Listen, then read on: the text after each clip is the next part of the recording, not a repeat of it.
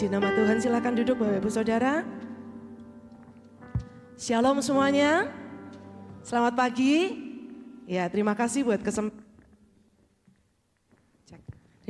kesempatan yang diberikan kepada saya di tempat untuk menyampaikan firman Tuhan. Bapak Ibu Saudara, masih di dalam seputar tema pada bulan Maret dan April ya. Tentang karya Roh Kudus, bisa ditampilkan LED-nya. Ya.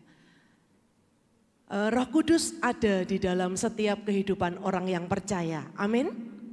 Berapa banyak yang percaya Roh Kudus ada di hatinya? Boleh angkat tangannya. Kasih tos kanan kiri, katakan Roh Kudus ada di hatimu. Ya. Roh Kudus ada di dalam setiap kehidupan kita. Bapak Ibu Saudara, sadarkah kita bahwa sebenarnya kita ini adalah orang-orang yang sangat beruntung pada waktu Tuhan Yesus meninggalkan dunia ini. Mungkin kita bertanya, atau kita berpikir, kenapa Tuhan Yesus harus tinggalkan dunia ini? Kenapa enggak nunggu sampai aku lahir ya? Nah, tetapi sadarkah kita bahwa sebenarnya kita ini adalah orang-orang yang sangat beruntung pada waktu Tuhan Yesus naik ke surga. Ini adalah keputusan yang Tuhan Yesus buat untuk kebaikan kita ya, untuk kebaikan kita semua. Jadi keputusan yang diambil Tuhan Yesus ini sangat menguntungkan setiap kita. Mari kita lihat di dalam Yohanes 16 ayat 7. Yohanes 16 ayat 7 dikatakan, namun benar yang kukatakan ini kepadamu adalah lebih berguna bagi kamu jika aku pergi. Sebab jikalau aku tidak pergi, penghibur itu tidak akan datang kepadamu. Tetapi jikalau aku pergi, aku akan mengutus dia kepadamu. Ya, Bapak Ibu Saudara dikatakan adalah lebih berguna bagi kamu. Saya lihat di dalam terjemahan Easy Read Version ya dikatakan it's better for you. Ya, lebih baik bagi kamu kalau aku pergi. Tuhan Yesus katakan seperti itu. Kenapa? Jadi kalau Yesus pergi untuk meninggalkan dunia ini. Itu untuk kita, untuk kebaikan kita. Karena kalau Tuhan Yesus nggak naik ke surga, dia masih ada di dunia ini. Kehadiran Tuhan itu terbatas hanya secara fisik saja. Dia terbatas hanya secara manusia jasmani saja.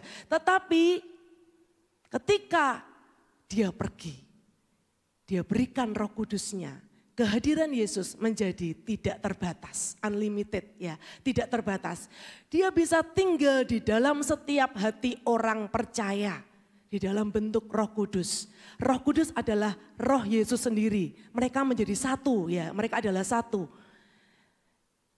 Kalau Yesus masih ada di dunia ini, tidak semua orang itu seberuntung Sakeus atau wanita pendarahan yang sudah 12 tahun ya. Atau 12 murid Yesus yang selalu bersama-sama Yesus. Tidak semua orang mungkin seberuntung itu bertemu dengan Yesus secara pribadi. Karena begitu banyak orang yang ingin menjumpai Yesus. Tetapi ketika Yesus meninggalkan dunia ini, dia berkata, aku akan mengutus Rohku ke dalam setiap hatimu, ke dalam setiap hidupmu. Ya, jadi Tuhan Yesus katakan, it's better for you. Ya, lebih baik bagi kamu kalau aku pergi. Tapi Tuhan tidak meninggalkan kita. Roh Kudus ada di dalam setiap kehidupan kita. Amin. Bapak Ibu Saudara sudah merasa beruntung? Amin. Ya, kita adalah orang-orang yang sangat beruntung ya. Siapakah Roh Kudus? Siapakah Roh Kudus? Kita tahu di Alkitab. Kita baca, Roh Kudus itu pribadi Allah yang ketiga ya. Roh Kudus itu roh penolong, Roh Kudus itu roh penghibur, Roh Kudus itu roh yang mengajar dan mengingatkan setiap kita. Itu yang Alkitab katakan, ya itu doktrin teori yang kita tahu. Tetapi Bapak Ibu Saudara, yang terpenting adalah siapakah Roh Kudus bagimu secara pribadi ya. Secara pribadi Roh Kudus itu siapa bagi kita? Roh Kudus itu adalah seorang pribadi ya, seorang pribadi. Jadi Bapak Ibu Saudara kalau mau paham betul, kenal betul dengan Roh Kudus, maka kita harus benar-benar punya hubungan pribadi dengan Tuhan. Sehingga kita bisa tahu apa yang dia rasakan, kita bisa dengar apa yang dia katakan, dan kita bisa bicara kepada dia apa yang kita rasakan. Karena dia adalah seorang pribadi. Bapak Ibu Saudara, jangan membatasi bahwa Roh Kudus itu hanya sekedar kuasa manifestasi ya. Kalau kita orang-orang karismatik, kalau kita lihat lawatan Tuhan, kita rasakan sensasinya lawatan Tuhan ya, sampai kita mungkin merinding, kita rasakan sensasinya, wah kita kalau ada hamba Tuhan yang penuh dengan Roh Kudus, ada lawatan-lawatan, kita akan segera menghadiri KKR-KKR tersebut. Roh Kudus lebih dari sekedar kuasa manifestasi. Kenali Roh Kudus sebagai seorang pribadi, bukan sekedar kuasa manifestasinya atau sensasi lawatannya. Dia adalah seorang pribadi. Dia bisa berduka pada waktu kita ini menyakiti hatinya. Ketika kita melakukan hal-hal yang menyakiti hatinya, Roh Kudus bisa berduka. Ya. Roh Kudus bisa bicara kepada kita. Roh Kudus bisa mengerti apa yang kita rasakan. Lawatan Tuhan, lawatan Roh Kudus itu memang sangat penting. Supaya apa? Supaya orang bisa mengalami pertobatan. Seringkali banyak orang yang mengalami pertobatan pada waktu mereka ada terjadi lawatan di retreat atau di KKR ya. Mereka menyadari, seperti mereka mendapatkan lonjakan iman.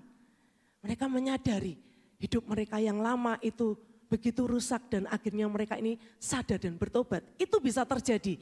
Itulah lawatan Tuhan. Lawatan Tuhan itu juga sangat penting. Tetapi Bapak Ibu Saudara, untuk bertahan di dalam iman, untuk bertahan di dalam kehidupan ini, kita butuh yang namanya mengenal Roh Kudus sebagai seorang pribadi. Amin. Mengenal Roh Kudus sebagai seorang pribadi. Kita enggak hanya sekedar mau sensasi lawatannya, tetapi kita mau kenal dia sebagai pribadi. Dia lebih daripada itu. Mari kita lihat di dalam Yohanes 14 ayat 16 sampai 17. Dikatakan, aku akan minta kepada Bapa dan ia akan memberikan kepadamu seorang penolong yang lain, supaya ia menyertai kamu selama-lamanya, yaitu Roh kebenaran. Dunia tidak dapat menerima dia, sebab dunia tidak melihat dia dan tidak mengenal dia. Tetapi kamu mengenal dia, sebab ia menyertai kamu dan akan diam di dalam kamu. Ya. Kata seorang, ini saya kasih warna merah ya, seorang itu berarti artinya dia adalah pribadi. Ya, menggambarkan Roh Kudus itu seorang pribadi. Ya, dia bukan benda mati, dia bukan sekedar kuasa, tapi dia seorang pribadi. Dia penolong yang diberikan kepada kita. Dia adalah penghibur, dia adalah pengajar, dan setiap kita bisa berinteraksi langsung dengan Roh Kudus. Amin Bapak Ibu Saudara. Jadi Bapak Ibu Saudara tidak perlu bergantung dengan hamba-hamba Tuhan. Karena apa? Roh Kudus ada di setiap hati orang percaya. Kita ada, ya, kita ada Roh Kudus di hati kita. Ketika kita percaya Yesus, maka Yesus itu dalam bentuk Roh Kudus akan tinggal di dalam hati kita. Kita akan interaksi dengan dia. Kalau kita sedih, kita katakan, Roh Kudus, aku sedih. Bisa, Roh Kudus bisa dengar. Kalau saya capek di dalam pelayanan ya, saya katakan, saya duduk di kamar saya katakan, Roh Kudus, aku capek. Saya ambil gitar, saya nyanyi, Roh Kudus bisa lawat saya di dalam kamar saya. Saya tidak perlu datang kepada hamba Tuhan, lalu minta didoain dulu. Karena apa? Kita bisa berinteraksi langsung dengan Roh Kudus ketika kita mengenal dia sebagai seorang pribadi. Amin Bapak Ibu Saudara. Ya. Dengan kata lain Bapak Ibu Saudara, selain Roh Kudus itu sebagai penolong kita, penghibur kita, dia juga pengajar, dia juga guru kita, pembimbing kita, mentor kita. Ya. Dan kita adalah murid Roh Kudus. Ya, mari sama-sama katakan murid Roh Kudus. Ya, kita semua murid Roh Kudus. Amin. guru kita, guru pribadi kita adalah Roh Kudus. Setiap kita yang membutuhkan bimbingan, yang membutuhkan pengajaran, kita datang kepada Roh Kudus secara pribadi. Ya. Berapa banyak di sini yang percaya dan sadar bahwa hidupnya adalah murid Roh Kudus? Boleh angkat tangannya? Ya, setuju dulu ya. Kita murid Roh Kudus. Sebagai murid, apa yang harus kita lakukan? Yang pertama, mari kita mau belajar dari Roh Kudus. Ya, murid itu belajar dari Roh Kudus. Bagian kita apa? Bagian kita adalah disiplin rohani. Kita baca firman, renungkan firman itu bukan setiap minggu ya, setiap hari. Setiap hari, terserah gayanya gimana Bapak Ibu Saudara untuk baca firman, tetapi ambil waktu setiap hari untuk disiplin rohani. Kita baca firman, kita renungkan firman. Dan bagian Roh Kudus itu adalah memberikan hikmat dan pewahyuan kepada setiap kita yang membaca firman-Nya. Ya, Roh Kudus itu yang akan memberikan pewahyuan itu tidak hanya di pikiran, tetapi masuk di dalam roh kita dan itu akan bisa mengubah setiap hidup kita. Kalau tanpa membaca dan merenungkan firman, Bapak Ibu Saudara, kita tidak bisa mengenal suara Roh Kudus. Ini suaranya siapa yang kita dengar ya? Karena kita nggak tahu firman, kita nggak pernah baca firman, kita nggak pernah disiplin rohani membaca firman setiap hari. Kita nggak pernah renungkan firman. Roh Kudus bicara kepada setiap kita, itu sesuai dengan apa yang kita baca. Firman yang kita renungkan, maka kita akan mengenal Roh Kudus. Kita tidak hanya belajar tentang Dia, Bapak Ibu Saudara, kita nggak cuma belajar tentang Dia. Kalau kita belajar tentang Dia, itu hanya pengetahuan, tetapi kita belajar dari Dia. Kita belajar dari Dia. Roh Kudus, guru kita muridnya, kita belajar bukan tentang Dia, tapi dari Dia. Sehingga kita ini akan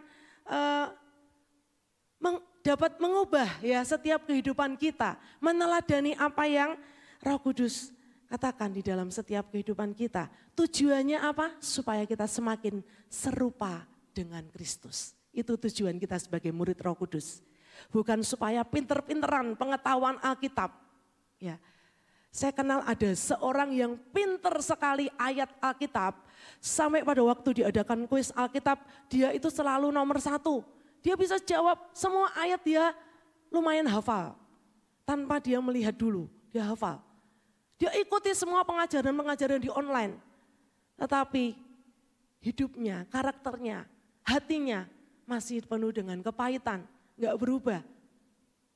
Dia suka berdebat soal pengetahuan Alkitab, tetapi hatinya tidak bisa mengampuni orang.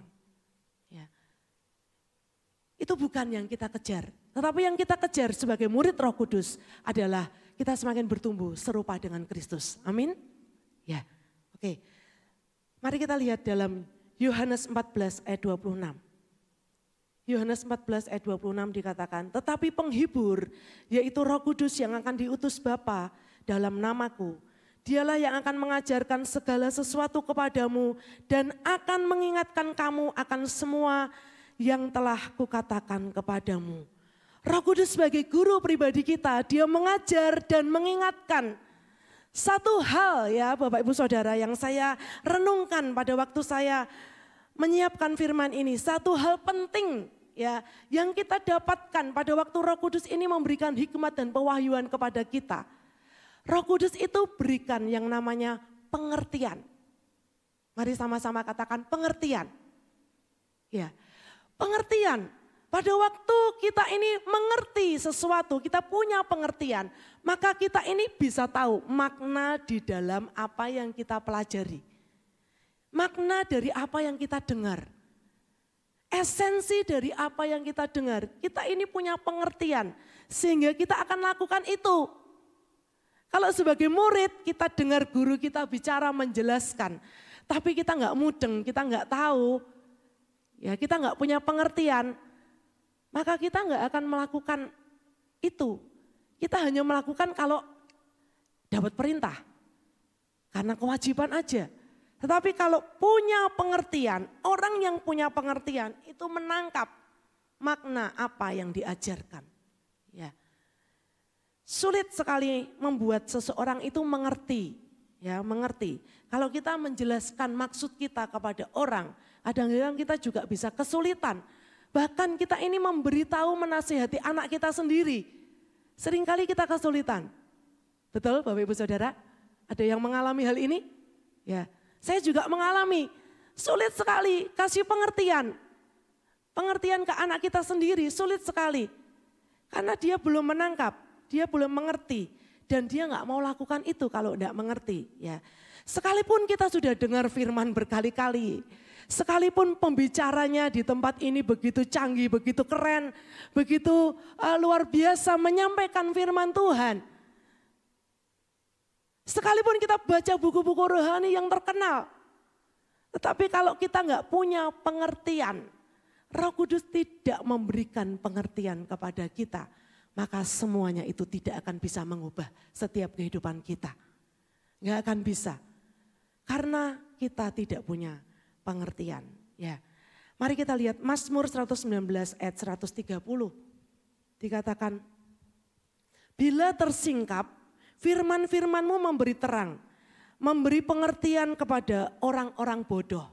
Ya, orang-orang bodoh ini di dalam bahasa Indonesia sehari-hari dikatakan orang-orang sederhana. Ya, lebih baik kita ini merasa bodoh Bapak Ibu Saudara daripada kita ini merasa pintar. Karena kalau sudah merasa pintar kita nggak akan pernah belajar. Amin. Ya, lebih baik saya ini merasa bodoh ya. Karena kalau saya bodoh, saya akan cari tahu, saya akan belajar terus. Kalau saya udah merasa pintar, saya nggak akan belajar. Kalau kita merasa pintar, kita nggak akan belajar firman, kita nggak akan baca firman, kita nggak akan datang ke gereja ini karena kita udah merasa pintar. Tetapi dikatakan, bila tersingkap, firman-firman-Mu itu memberikan terang, memberi pengertian kepada orang-orang bodoh, orang-orang sederhana yang mau belajar. Siapa yang menyingkapkan? Roh Kudus. Roh Kudus yang akan menyingkapkan, memberikan pengertian di dalam hati kita. Ada seorang hamba Tuhan berkata seperti ini ya. Pengertian itu seperti akar tanaman. Ya, pengertian itu seperti akar tanaman. Artinya apa Bapak Ibu Saudara? Next gambarnya bisa dikeluarin. Sifat dari pengertian itu mendalam, bukan meluas ya, mendalam. Akar tanaman itu masuk sampai ke dalam tanah dan menopang ya, menopang sebuah pohon. Sekalipun pohon itu tumbuh tinggi, kalau akarnya kuat, dia akan kuat. Pohon itu besar, kalau akarnya sampai dalam besar, dia akan kuat. Ya. Jadi pengertian itu seperti akar tanaman, mendalam. Ya, kita kenal, kita belajar firman Tuhan, itu sampai mendalam. Sampai mendalam, sampai kita mengerti. Tidak usah terlalu banyak Bapak Ibu Saudara ya. Kalau mungkin baca firman, tidak usah terlalu banyak, mungkin kita hanya bisa membaca satu hari satu pasal, itu tidak masalah bagi saya. Atau satu hari satu ayat, itu tidak masalah. Asal apa? Punya pengertian yang mendalam. Punya pengertian yang mendalam akan ayat tersebut. Itu yang kita butuhkan, supaya kita bisa bertumbuh dengan kuat. Kita bertumbuh dengan benar sebagai orang Kristen, orang percaya, murid Yesus, murid Roh Kudus. Kita ini bertumbuh dengan benar. Bertumbuh ke dalam dulu, artinya punya pengertian. Sehingga mindset kita, pola pikir kita, cara pandang kita, gaya hidup kita, karakter kita itu bisa diubah ya. Bisa diubah karena apa? Punya pengertian. Kalau enggak punya pengertian itu sulit, hanya karena kewajiban, hanya karena diperintah, hanya karena sudah tradisi. Tetapi kalau kita punya pengertian, maka otomatis tanpa diperintah kita akan berubah. Kita akan berubah ya, karena memiliki pengertian yang benar. Apakah mudah dan susah Bapak Ibu Saudara untuk punya pengertian? Ya, kita renungkan sama-sama ya. Kalau kita ini membuat seseorang sadar dan bertobat itu susah atau mudah? Membuat orang sadar dan bertobat susah atau mudah? Mungkin sekali ya, sekali dikasih tahu, sekali nurut. Habis itu untuk hidup di dalam pertobatan itu yang susah, betul? Hidup di dalam pertobatan itu susah. Karena apa? Butuh pengertian yang mendalam. Karena apa? Kita masih manusia daging. Manusia daging yang penuh dengan godaan dosa selama hidup di dunia ini. Manusia daging yang ingin mengikuti, yang cenderungnya mengikuti keinginan dosa. Ya, baru berubah jadi orang baik beberapa bulan. Baru berubah beberapa bulan kemudian itu sudah balik lagi ke kehidupan yang lama. Itu sering kali terjadi di dalam setiap kehidupan kita ya. Tobat kumat itu sudah biasa. Mari kita lihat sifat dosa ya. Seringkali yang membuat kita ini tidak bisa mengalami yang namanya pertobatan, hidup di dalam pertobatan. Karena kita ini masih hidup di dalam dosa. Sifat dosa itu memikat dan menyeret kita. Kita lihat ya, dosa itu membuat kita berbuat lebih jauh dari yang sebenarnya kita mau buat. Bisa direnungkan ini ya. Dosa membuat kita bertahan lebih lama dari yang kita mau. Dan dosa membuat kita membayar lebih mahal dari yang kita sanggup bayar. Ya, saya ambil contoh Raja Daud. Ya, Raja Daud adalah seorang raja yang hidup takut akan Tuhan. Raja Daud dari sejak masa mudanya dia hidup takut Tuhan. Tetapi suatu hari Raja Daud sedang santai ada di teras istananya. Dan apa yang terjadi Bapak Ibu Saudara? Tiba-tiba dia lihat ada seorang wanita sedang mandi. Ya, Batsyeba sedang mandi. Pada waktu itu Raja Daud tidak berniat untuk berbuat dosa, betul? Raja Daud tidak berniat, gak ada niat sama sekali di dalam hatinya untuk berbuat dosa. Dia sedang santai aja, karena gak lagi perang. Tetapi dosa membuat dia berbuat lebih jauh. Ya, dosa membuat dia berbuat lebih jauh dari apa yang dia mau buat. Dia mengingini Batsyeba. Ketika dia lihat, dia mengingini. Dan apa yang terjadi? Dia bawa Batsyeba ke istananya. Ketika tahu Batsyeba ini sudah punya suami. Kalau tahu sudah punya suami, sebaiknya gimana Bapak Ibu Saudara? Sebaiknya tidak dilanjutkan ya, betul? Tetapi Raja Daud ini, dosa membuat dia bertahan lebih lama dari yang dia mau. Sebenarnya Raja Daud tidak mau. Tapi dia nggak bisa menolak dosa ini. Dia bertahan lebih lama, dia singkirkan suami dari Batsyeba ini. Dia mengatur strategi dengan liciknya dan membuat suami dari Batsyeba ini akhirnya mati di medan perang. Dan apa yang terjadi? Batsyeba diangkat. Batsyeba ditarik ke istana untuk menjadi istrinya. Tapi pada akhirnya Bapak Ibu Saudara, dosa membuat Raja Daud membayar lebih mahal dari apa yang dia sanggup bayar. Anak laki-laki dari Raja Daud dan Batsyeba sakit dan meninggal. Ya, Raja Daud sangat berduka. Dia 7 hari dia nggak mau makan, dia nggak mau beristirahat di kamarnya. Dia menangis, dia mohon sama Tuhan. Tapi akhirnya anak itu mati. Ya. Dosa membuat kita membayar lebih mahal dari apa yang kita sanggup bayar. Saya percaya pada waktu Raja Daud melakukan dosa itu ada satu perasaan yang membuat dia nggak enak. Ya, kalau kita melakukan dosa pasti ada rasanya satu hal yang membuat kita ini nggak damai. Saya percaya Raja Daud yang takut akan Tuhan itu punya perasaan seperti itu, punya perasaan bersalah. Tapi dia nggak mampu untuk menolak godaan dosa itu. Puji Tuhan Bapak Ibu Saudara, Nabi Nathan itu bisa memperingatkan, menegur Raja Daud. Dan apa yang terjadi?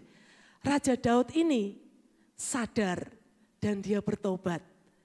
Dia sekalipun dia seorang raja, dia sadar, dia merendahkan diri.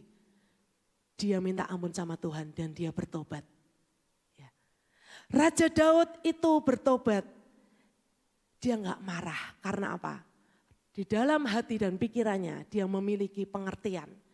Dia memiliki pengertian karena dia sadar bahwa ini adalah perbuatan yang salah, ini adalah dosa. Sehingga dia sadar dan dia bertobat.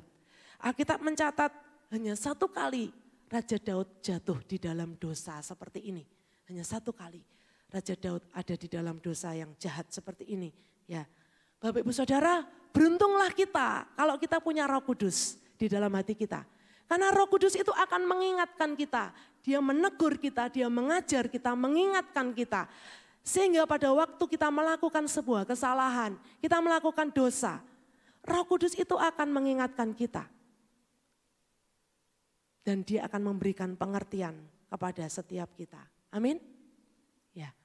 Cara Roh Kudus itu bekerja tidak instan Bapak Ibu Saudara ya, tidak instan.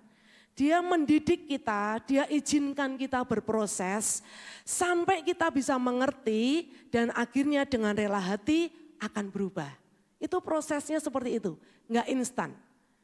Kalau kita kepengen instan ya, itu seringkali bukan hasil yang diperhitungkan Tuhan, tapi proses. Ya, ketika Roh Kudus mendidik kita, dia izinkan kita ini berproses. Ya, kita berproses sehingga kita bisa mengerti dan rela hati untuk kita itu bisa berubah. Roh Kudus memberikan pengertian kepada setiap kita.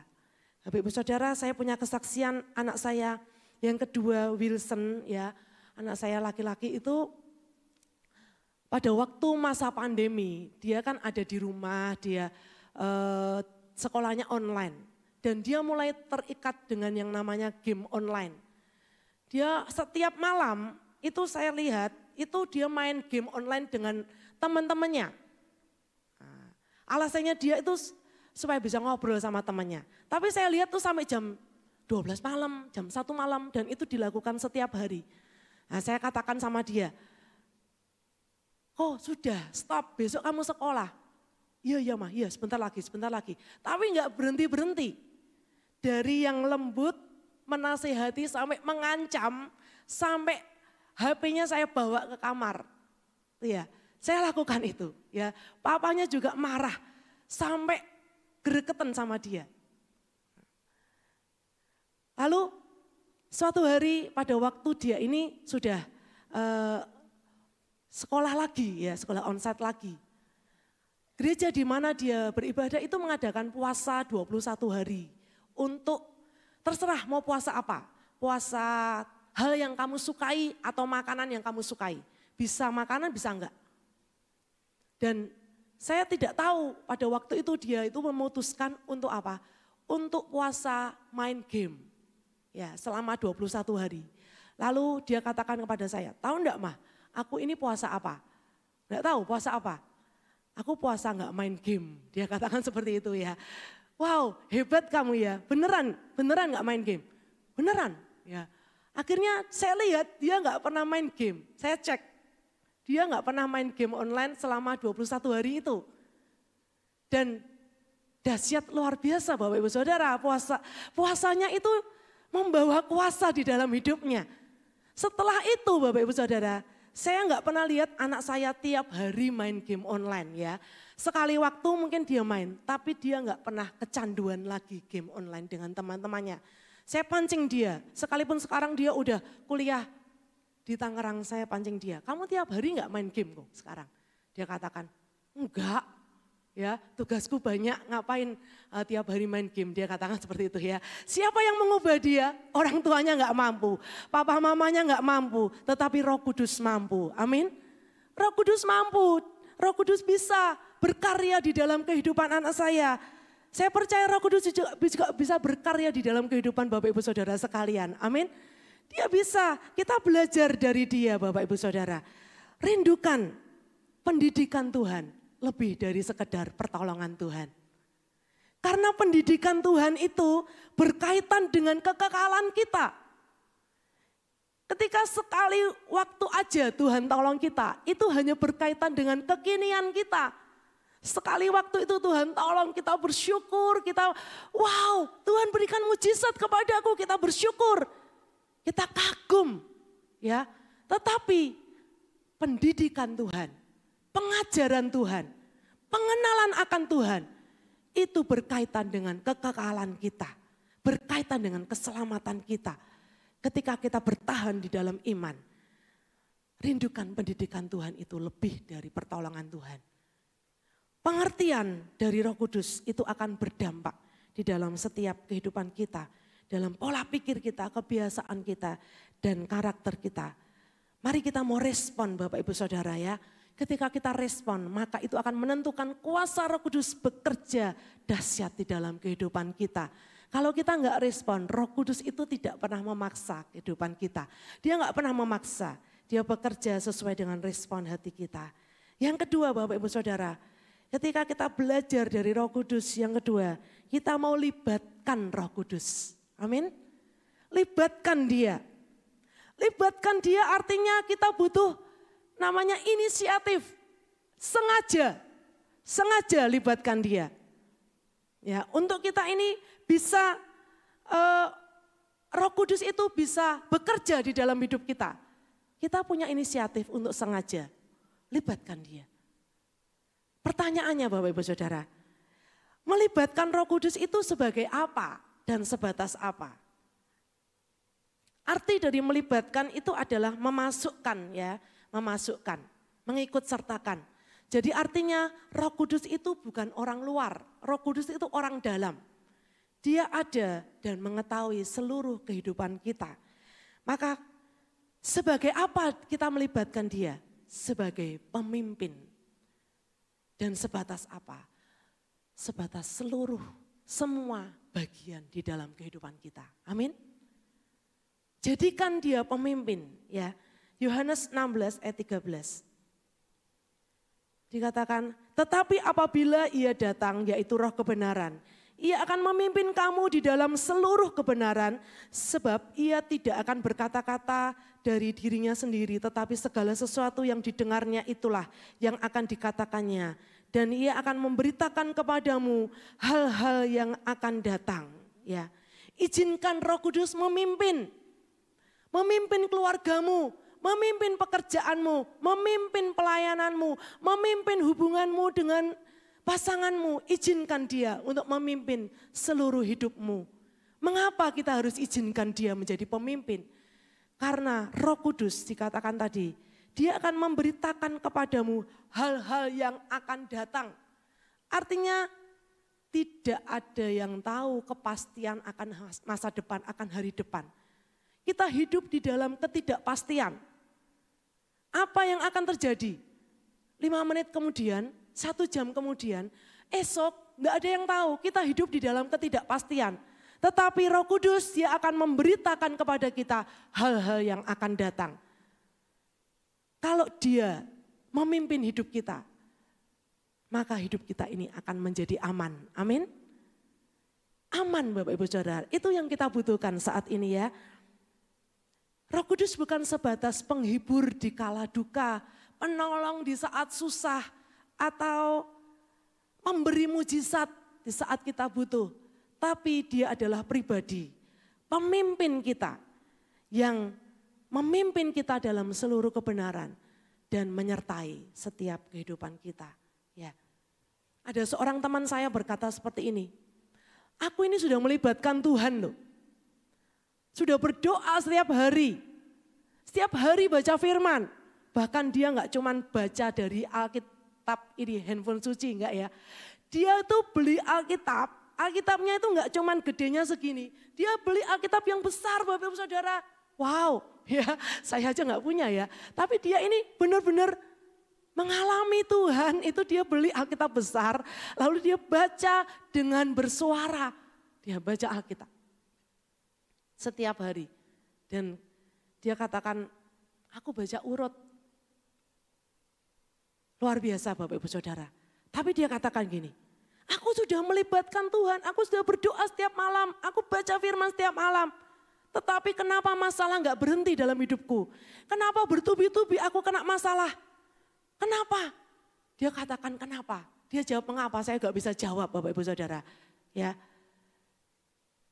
Yang saya renungkan, mengapa orang yang sudah setia kepada Tuhan, melayani Tuhan, tetap kena masalah. Mengapa justru orang yang tidak ke gereja, kadang-kadang kita lihat hidupnya lebih enak dari kita. Pernah enggak Bapak Ibu Saudara berpikir seperti itu? Ya, teman saya ini juga berpikir seperti itu. Dia melihat saudaranya hidup enggak takut Tuhan, enggak pernah ke gereja. Tapi anaknya dapat pekerjaan yang baik. Ya, hartanya makin bertambah.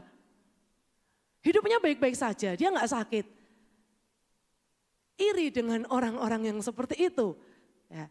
Saya renungkan Bapak Ibu Saudara, ternyata Bapak Ibu Saudara melibatkan Tuhan itu bukan soal mengatur Tuhan.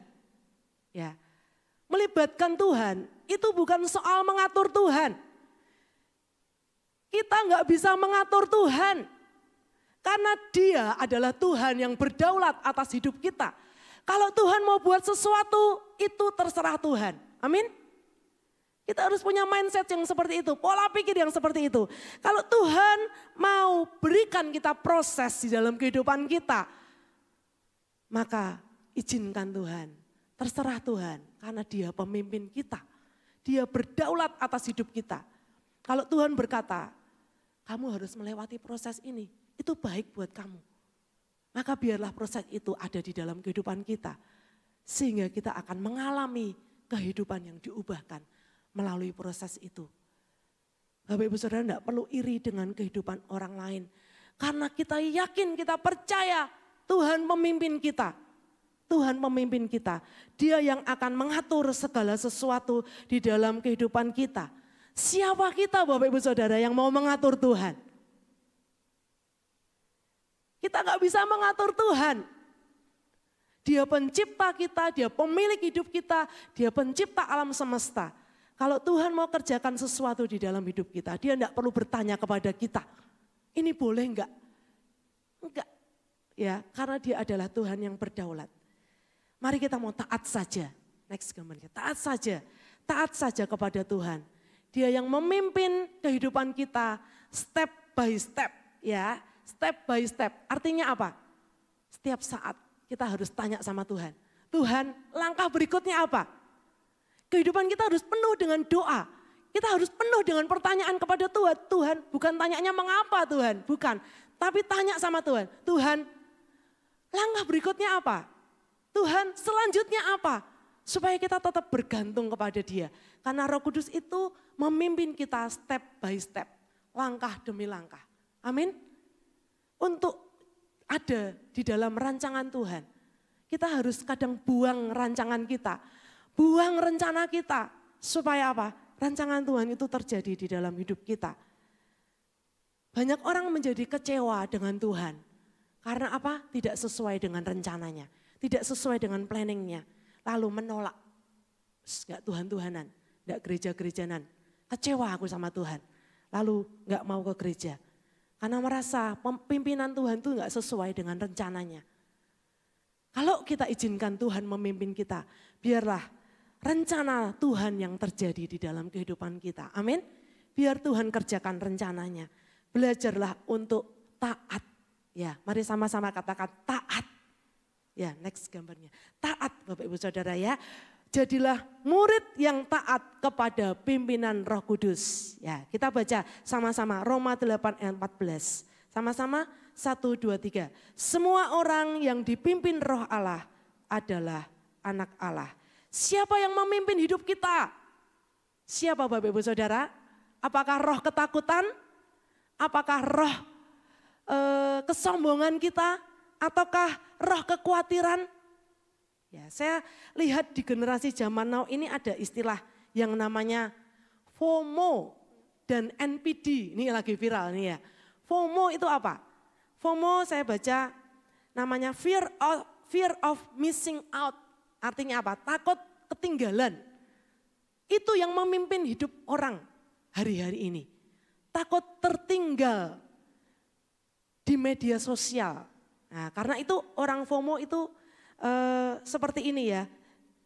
Ciri-cirinya, ketakutan ketika seseorang menganggap orang lain lebih memiliki pengalaman atau aktivitas yang lebih berharga dan menyenangkan. Sehingga menyebabkan iri, cemas, terus kepo. Ya, kepo, pengen tahu kehidupannya orang. Karena apa? FOMO tadi, hidupnya dipimpin sama FOMO. Lalu ada NPD, next NPD itu apa? NPD itu narcissistic personality disorder ya. Artinya orang yang menganggap dirinya lebih baik dari orang lain. Pede habis ya, sehingga cenderung sombong, ingin dikagumi, lalu memanfaatkan orang lain untuk kepentingannya sendiri. Itu orang NPD ya, beli apa aja diposting. Itu ya, jadi setiap detik update statusnya. Bukankah itu sering terjadi di dalam kehidupan masa kini? Itulah yang memimpin setiap kehidupan orang pada masa kini. Pertanyaannya, siapa yang memimpin kita? Biarkan Roh Kudus memimpin kita, amin. Bukan roh ketakutan, bukan roh kesombongan, bukan roh kekhawatiran. Mari Bapak Ibu Saudara, tujuan menjadi murid Kristus bukan sekedar semakin bertambahnya pengetahuan kita tentang Tuhan, tetapi semakin bertumbuhnya keserupaan kita dengan Tuhan. Next gambarnya. Belajar dari Roh Kudus ya, belajar dari Roh Kudus itu memberi kita pengertian dan melibatkan Roh Kudus itu membawa kita kepada pimpinan Roh Kudus. Jadi kita ini tidak ingin supaya kita hanya bertambah pintar saja, tapi kita mau belajar untuk kita ini bertumbuh serupa dengan Kristus ya. Roh Kudus ajarkan kita cara hidup, bagaimana cara hidup yang benar, bagaimana hidup di dalam kebenaran. Sehingga orang lain yang melihat kita, mereka itu akan tertarik dengan kehidupan kita dan kita akan membawa mereka kepada Tuhan untuk menjadi murid Kristus. Amin. Kita buka ayat terakhir dalam Matius 28 ayat 19 sampai 20. Dikatakan, karena itu pergilah, jadikanlah semua bangsa muridku dan baptislah mereka dalam nama Bapa dan Anak dan Roh Kudus, dan ajarlah mereka melakukan segala sesuatu yang telah kuperintahkan kepadamu. Dan ketahuilah, aku menyertai kamu senantiasa sampai kepada akhir zaman. Ya, tujuan terakhir di dalam pemuritan ini adalah menghasilkan murid. Ya, menghasilkan murid. Tuhan Yesus perintahkan kita, berikan amanat agung kepada kita untuk kita menghasilkan murid, bukan sekedar orang percaya. Mari setiap kita ya, kita yang sudah jadi murid Roh Kudus, kita akan menghasilkan murid. Karena hanya murid yang bisa menghasilkan seorang murid. Amin. Mari katakan, hanya murid yang bisa menghasilkan murid. 1, 2, 3, hanya yang bisa menghasilkan seorang murid. Dan orang-orang yang kita muridkan itu akan kita bawa kepada Tuhan. Bukan bergantung kepada kita. Tapi biar mereka mengalami sendiri, belajar dari Roh Kudus. Dan mereka ini akan mendapat pimpinan dari Roh Kudus. Amin Bapak Ibu Saudara. Ya, inilah tujuan akhir di dalam setiap kehidupan kita. Saya undang pemain musik WL Singers.